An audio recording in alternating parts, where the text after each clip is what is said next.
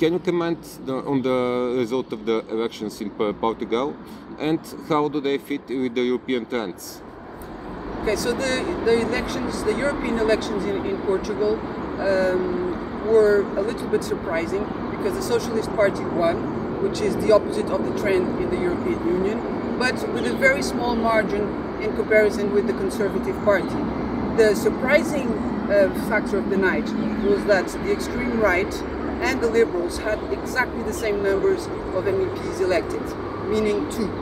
The Socialists got 8 MEPs, the Conservatives got 7 MEPs, the extreme right 2, the Liberals 2, and the extreme left Communist Party 1, and Bloc de Esquerda, another extreme left party, another MEP. So this is the situation in Portugal. What was extremely surprising was that the extreme right, that was supposed to have more MEPs, did not.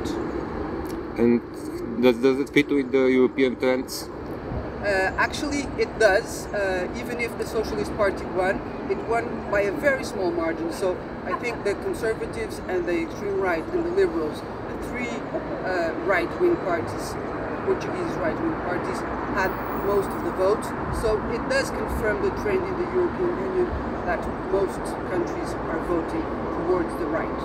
Okay, and how is it going to impact the European policy making?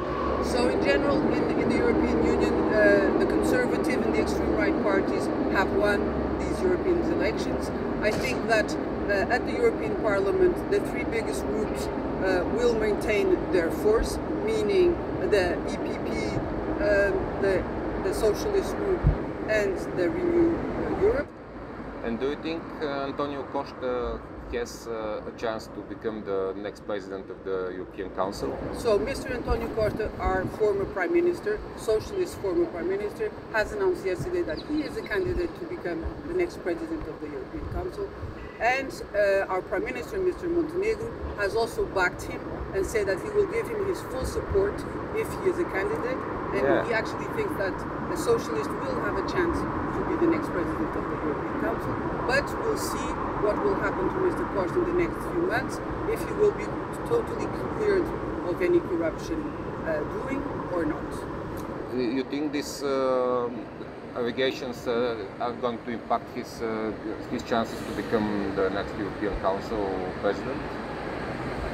Yes, I do think that there has been a huge impact at the European level, because there have been many European leaders who have been wondering if Mr. Kощa, is he an honest person or not? But I think that people are more inclined to think that he will be cleared.